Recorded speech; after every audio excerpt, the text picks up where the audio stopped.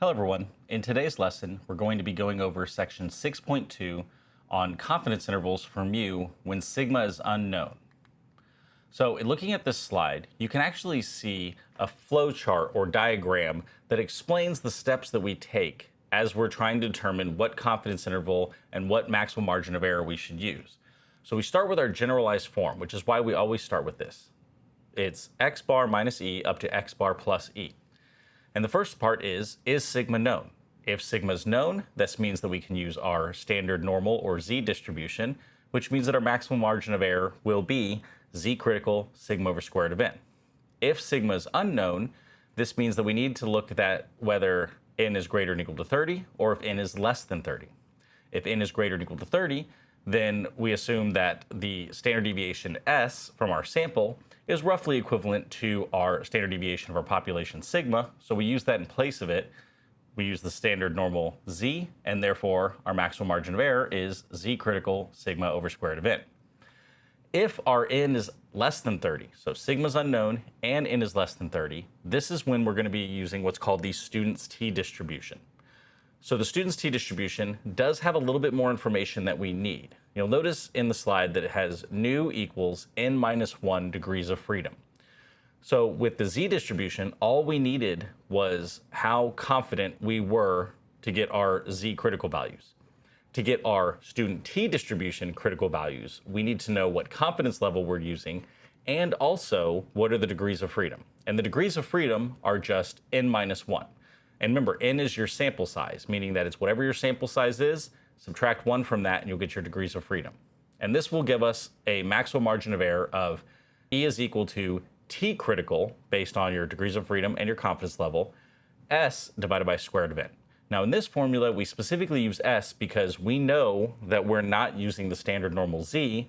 We know we don't have sigma, and we're also considering that we don't have enough information to say that S should be equivalent to sigma. When we're doing our interval estimation for mu when sigma is unknown, first we'll have a simple random sample of size n that's drawn from a population of the random variable x. Now note that if n is greater than or equal to 30, or if the population distribution is given to be normally distributed, that is sigma is known, then we would use the standard normal or z distribution.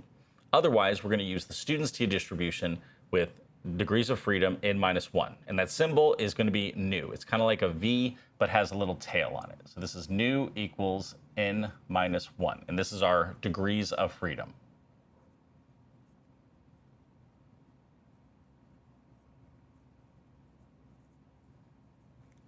Like the standard normal distribution, the t distribution is symmetric and it is bell-shaped, and it's, of course, centered on 0, just like our standard normal. But it's going to be a little bit different because it's going to be based on the degrees of freedom, meaning it's actually a whole family of many distributions. So when you have a student t distribution, it's going to be bell-shaped and symmetric, and it's going to be centered at 0. And this is actually the principle that leads us to having the ability to use the standard normal when n is greater than or equal to 30. Because what's going to happen with your student t distribution is as you have less degrees of freedom, you're going to have fatter tails. And because we have fatter tails, and we know that the area under the curve must be 1, this means that you'll have a lower peak. So this would be something like, let's say that n is equal to 10 degrees of freedom. And then maybe we have another student t distribution where it has higher degrees sample size than 10. So of course it's going to have slightly smaller edge tails. It's going to have a higher peak. And this might be something like n is equal to 20.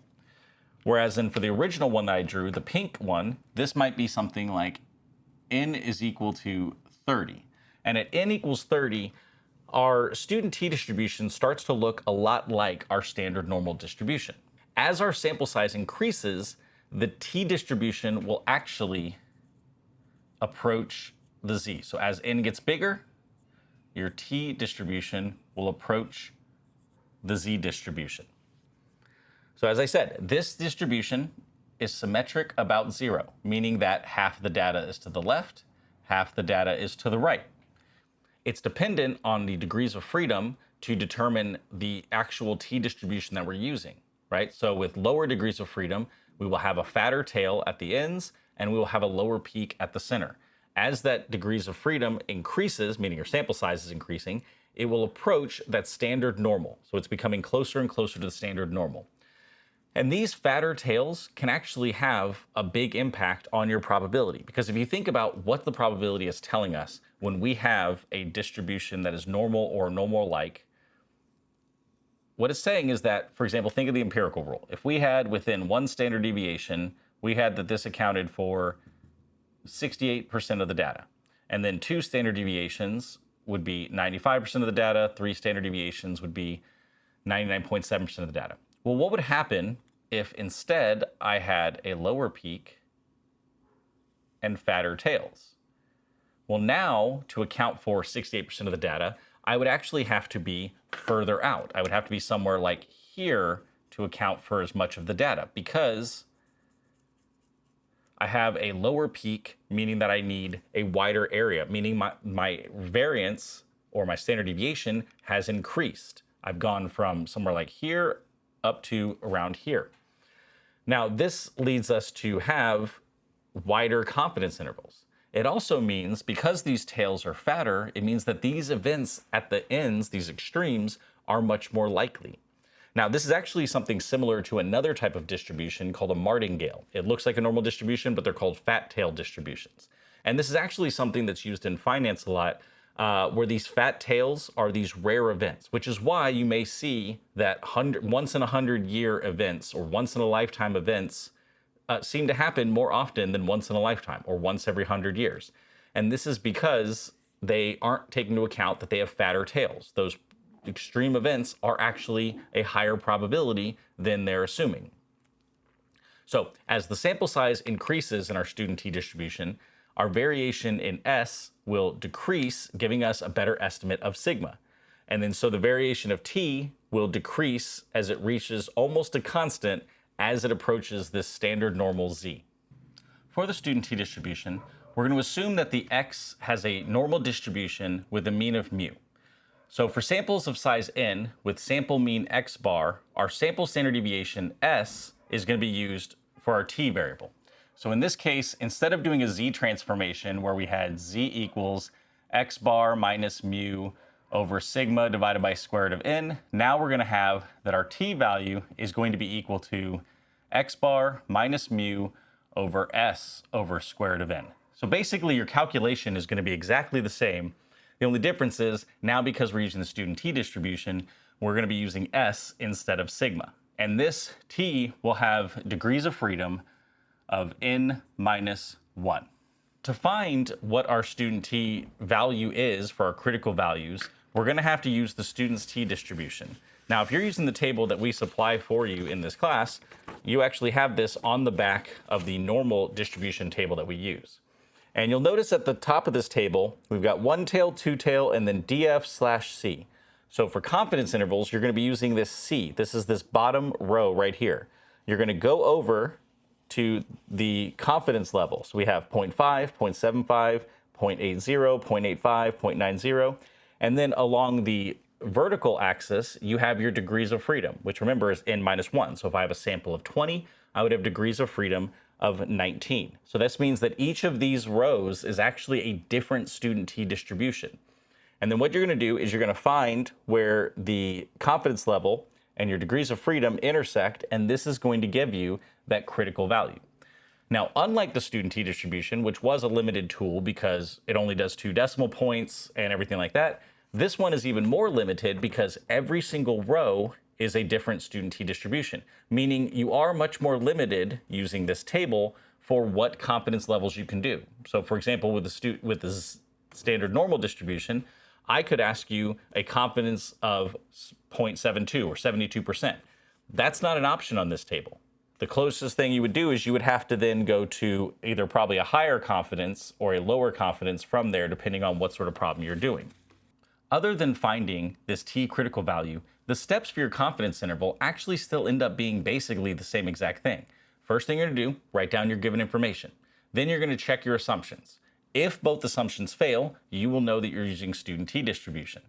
Then when it comes time to find your critical values, you are going to use the student t-table. And then you're going to, for your confidence interval, x bar minus e up to x bar plus e, you're going to solve for e, which is going to be e equals t, and which is based on nu, and your confidence level, s divided by square root of n. You're going to figure out what this maximum margin of error is. You're going to plug this in with your x bar, and you're going to get your confidence interval. So this means that our actual confidence interval is going to end up being x bar minus, I'm just going to write this as t critical s divided by square root of n, up to x bar plus t critical s divided by square root of n. One more thing I want to briefly talk about before we go on to doing some problems and solving these problems is talking about our standard error of means. So we talked about previously that when we have our data, our x distribution, we have our standard deviation. Well, whenever we're doing a distribution of sample means, we actually have the standard error of means, which is just going to be for z distribution, your standard error is going to be that sigma over square root of n. And for t distribution, your standard error is going to be s over square root of n. And that's actually where this bottom part of the formula comes from. Do you remember when we were doing it for x instead of x bar, we were dividing by the standard deviation? Well, for the distribution of sample means, we have to divide by the standard error of means because we have to take into account not only how much does the data deviate, we have to take into account how large of a sample we have, just like we did in chapter 5.5. Now on this slide, you can actually see an example of how we would actually find our t critical values. So at the bottom of the three rows, you will see that we have 0.5, 0.75, 0.80. Just like with the z distribution, the most common confidence levels we'll use are 0.9, 0.95, and 0.99. So you go to that cell in the bottom row. Then on the left side of your table, you go down to the degrees of freedom. You see where those two intersect, and that will be your t critical value. Let's do some quick examples to make sure we know how to use this table. If we wanted to get the 90% t critical value for a sample size of 10, what would it be? Well, if we have a sample size of 10, that means we have degrees of freedom of 9. So we would go on the left side to 9. We would go at the top over to 0.9 for our confidence level, and then we see where they intersect, which gives us 1.8331. If we wanted to use a 99% confidence level, and we have a sample size of 7, this means we have, of course, degrees of freedom 6, which would be 6, and then, of course, we're going over to 0.99, we go down to 6, and we get 3.7074, or rounded to 3.71, like in the slide. Finally, if we wanted 95% confidence level, and we have sample size of 3, that means that we have a degrees of freedom of 2. We go over to where 0.95 is, and we get 4.3027. What about if we wanted to go inverse, like we did with the standard normal distribution? Well, to do that, it's a little bit trickier than when we use the standard normal, because unlike the standard normal, where we would just find the closest probability, with the student t distribution, we don't know exactly where it falls. So what we would do is we would go down to our degrees of freedom, we would take that critical value and find the values that it falls between, and then we go up to figure out what values it falls between for a confidence level. Now, this is something we're going to be doing more of when we get to hypothesis testing in chapter 7. Let's do a couple examples. For a sample of size 7, sample mean is obtained as 110 with a standard deviation of 44.5. Find a 95% confidence interval for the true mean mu, assume that the underlying distribution is normal. So in this case, first thing we're going to do is we're going to write down our given information. So we have a sample size of n equals 7. We have a sample mean of x bar equals 110 with, meaning that it came from the sample. Notice the way it's written. We have a sample size of 7. We found a sample mean of 110 with a standard deviation of 44.5. That means that this is S. So S is equal to 44.5, and we want to find the 95% confidence interval. So C equals 0.95. So just like when we're doing it for Z distribution, we're going to start off by checking our assumptions. Because we know from the fact that we're using the student t in this case that it's going to be student t, but we need to check our assumptions. So first thing first, is sigma known?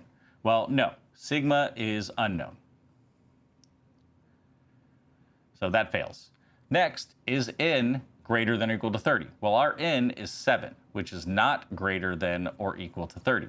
So it fails in this case as well. So this means that we are going to use the student t distribution.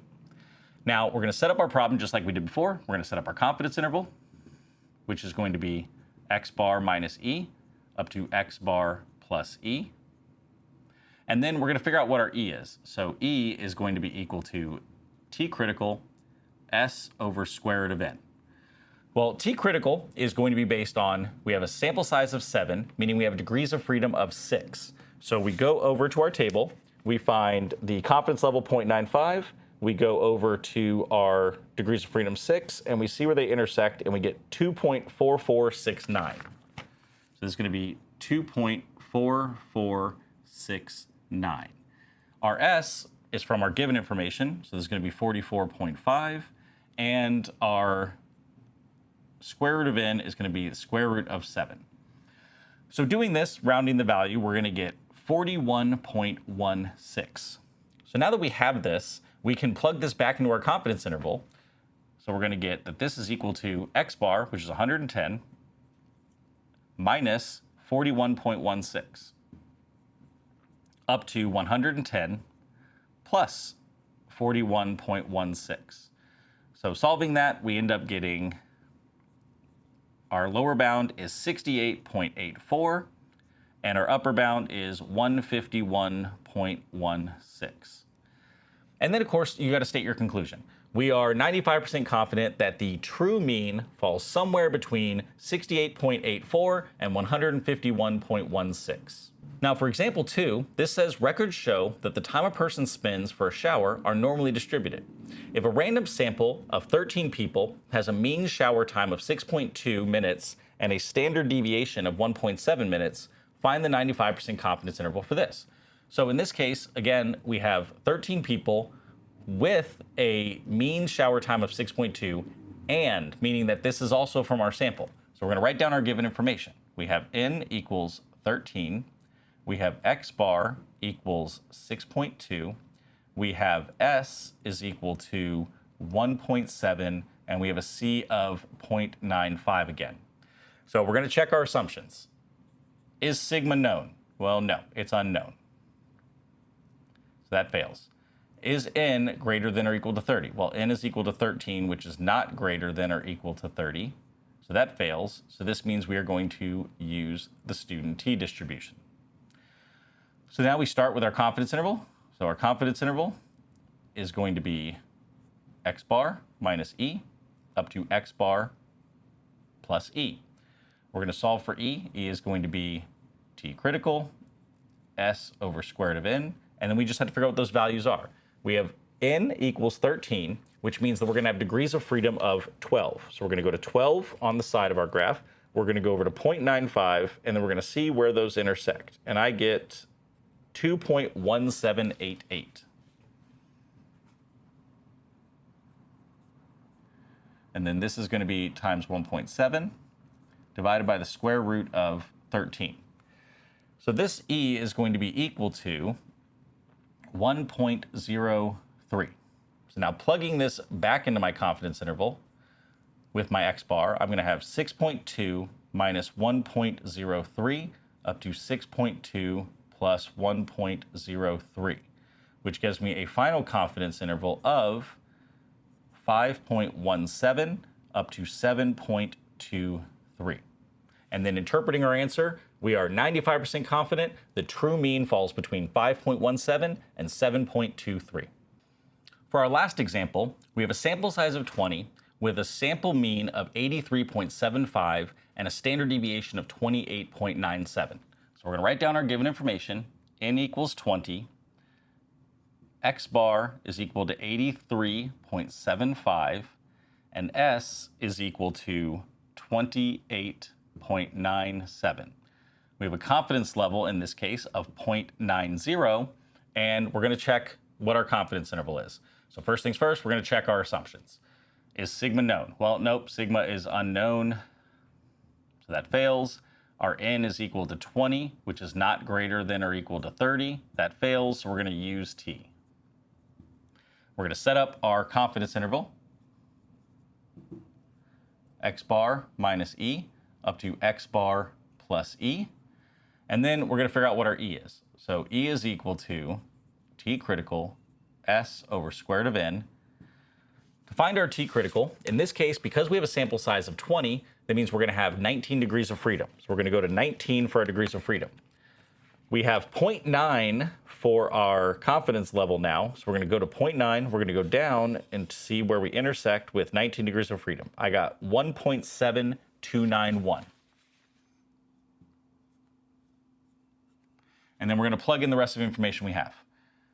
28.97 divided by the square root of 20. This is going to give me a maximal margin of error of 11.2. So now, plugging everything into our confidence interval, so our confidence interval is now going to be 83.75 minus 11.2 up to 83.75 plus 11.2, which is going to be equal to 72.55 up to 94.95. And then to interpret our results, we would say that we are 90% confident that the true mean falls between 72.55 and 94.95. Thank you for watching. To continue learning, click the linked video here for the next lesson. If there's a topic you'd like me to cover, let me know in the comments. Don't forget to subscribe, and I'll see you in the next video.